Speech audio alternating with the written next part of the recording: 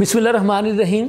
लम्हा न्यूज़ के साथ मैं हूं आपका मेज़बान शहजाद मलिक। पाकिस्तानी वज़ीर-ए-आज़म जनाब मियां मोहम्मद शहबाज शरीफ साहब मोहम्मद बिन सलमान साहब की दावत पर सऊदी अरब पहुंच चुके हैं। सऊदी अरब की फ़ज़ाई हदूद में पहुंचते ही जनाब वज़ीर-ए-आज़म के हवाई जहाज़ का पुरतपाक इस्तकबाल किया गया और सऊदी अरब के जहाज़ों ने अपनी हिफाजती हसार में लेकर के जनाब शहबाज शरीफ साहब के जहाज़ को सलामी पेश की और वालहाना इस्तकबाल जो है वो जनाब शहबाज शरीफ साहब का और उनके वफ़द का किया गया।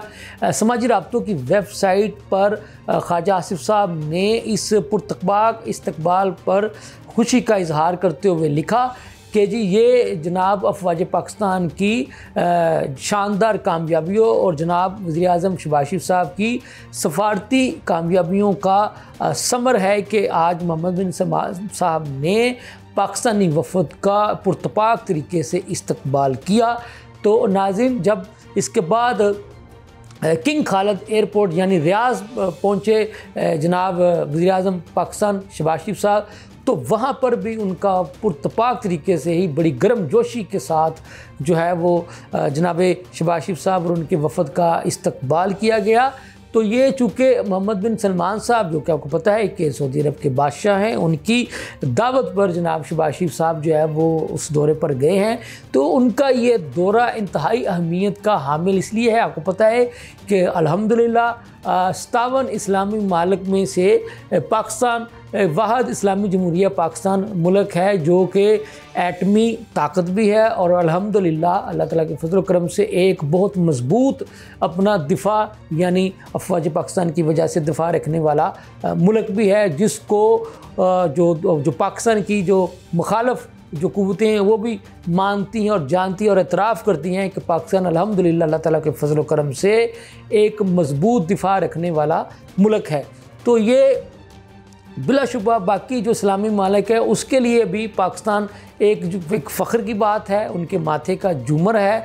तो जो आपको पता है कि इस वक्त जो सूरत हाल बनी हुई है, इसराइल आपके इल्म में है कि आए रोज़ किसी न किसी इस्लामी मुल्क को वो जब उसका दिल करता है न सिर्फ धमकी ही नहीं लगाता बल्कि वो डायरेक्ट बग़ैर बताए हमला भी कर देता है। और आपके इल्म में है कि इसराइल ने फ़लस्तीनियों का तो जीना हराम कर रखा ही था। उसके बाद आपको पता है कि इसराइल ने ईरान पर हमला किया। ईरान के बाद आपके इल्म में है कि उसने कतर पर भी जो है वो हमला किया। तो उसकी जिसको आप कहते हैं ना कि इसराइल की जो बदमाशियाँ हैं और एक दूसरे मुसलमान ममालिक को दबाने का या उनको प्रेशर में लाने का सिलसिला जारी है। लेकिन अल्हम्दुलिल्लाह अल्लाह ताला के फजल करम से पाकिस्तान, आपको पता है कि चूँकि एक एटमी ताकत है तो इसराइल को इतनी जुर्रत नहीं हो सकती कभी भी कि वो पाकिस्तान की तरफ मैली आँख से भी देखे। आपको पता है कि हमारे पास तो अल्हम्दुलिल्लाह ऐसे ऐसे मिसाइल हैं, ऐसी ऐसी टेक्नोलॉजी हमारे पास कि हम यहाँ से बैठे बैठे न जाने किस किस को निशाना बना सकते हैं।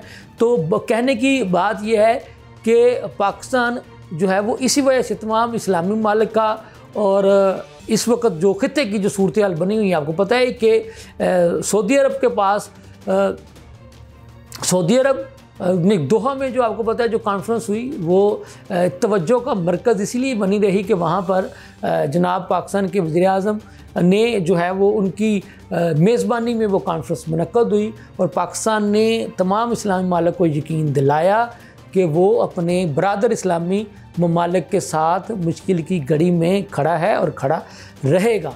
तो ये सफारती कामयाबियाँ हैं जो कि पाकिस्तान के हिस्से में आई हैं और आनी भी चाहिए।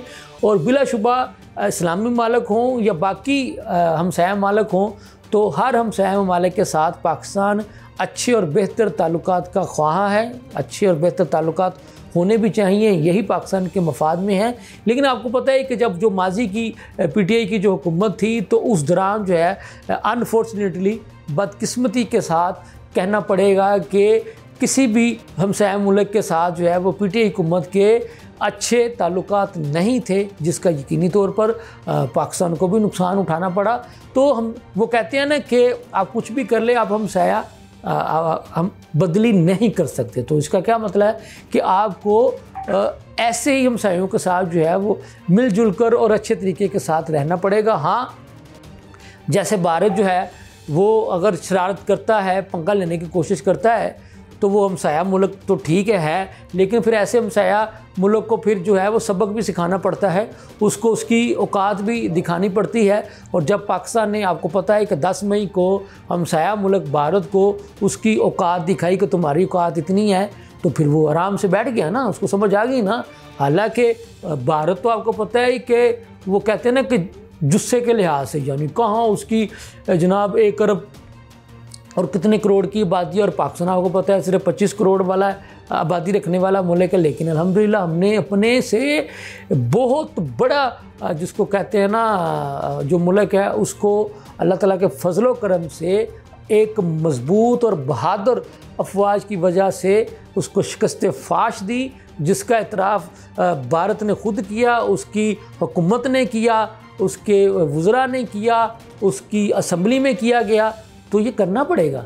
तो अब तो आपको पता है कि जो मोदी साहब की जो पॉलिसी हैं उनको उनके आपको कल आप देख रहे होंगे, क्योंकि वहाँ जो मशरक़ी पंजाब के भारत के जो वज़ीर आला थे हमारे सरदार साहब, तो वो ये कह रहे थे कि अब भारत ने जैसे मोदी साहब ने जैसे पाकिस्तान से जंग के मैदान में शिकस्त खाई, अब वो क्रिकेट के मैदान में भी शिकस्त खाएगा।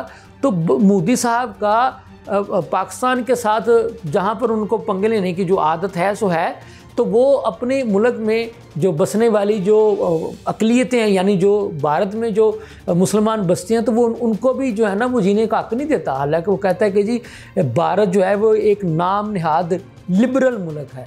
तो लिबरल का मतलब ये होता है कि जी आपके मुल्क में जितनी भी अक़लियतें बसती हैं वो उन्हें ये आज़ादी हासिल है कि वो अपने अपने मजहबी रसूमात को आज़ादी के साथ अदा कर सके और अपने अपने कायद के मुताबिक, अपने अपने मज़हब के मुताबिक वो अपनी ज़िंदगी बसर कर सकते हैं। तो इस मुल्क को इस पे इतराज़ नहीं होगा। लेकिन आपने तो वहाँ पे मुसलमानों का जीना हराम कर रखा है, और इसके साथ साथ भारत में जो हमारे जो सिख बरादरी है उनका भी मोदी साहब ने जीना हराम कर रखा है।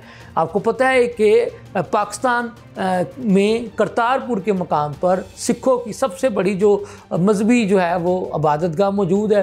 तो मोदी साहब ने क्या किया जी, जो हमारे सिख भाई पाकिस्तान में यानी करतारपुर में अपनी मजहबी इबादतगाह की यात्रा करने के लिए आना चाहते हैं, उसने उनको आने नहीं दिया। तो कहने की बात यह है कि ये कहते हैं मोदी साहब कि मैं एक लिबरल हूँ, लेकिन एक्ट से वो साबित नहीं करते। भाई सिखों का ये हक़ है कि वो अपनी इबादतगाह का दौरा करें, आप उनको वीज़े जारी करें पाकिस्तान आने के लिए। पाकिस्तान मेज़बानी के लिए तैयार है। पाकिस्तान अपने सिख भाइयों को हमेशा वेलकम करता है और उनके लिए सबसे अच्छे और बेहतरीन इंतज़ामात भी करता है। और आपने देखा होगा कि मोदी साहब ने तो कोई कसर नहीं छोड़ी थी। उसने जो डैमों में पानी रोक के और जो सिखों की सबसे बड़ी जो मजहबी इबादतगाह, जैसे कि मैंने आपको पहले ही बताया, जो कि करतारपुर में मौजूद है, तो उसने जानबूझकर हमारे सिख भाइयों की जो मजहबी इबादतगाह के अंदर उसने पानी छोड़ा, वहाँ पे उनको उनकी उस इबादतगाह को नुकसान पहुँचाने की कोशिश की। लेकिन आपने देखा कि हमारी पाकिस्तानी हुकूमत ने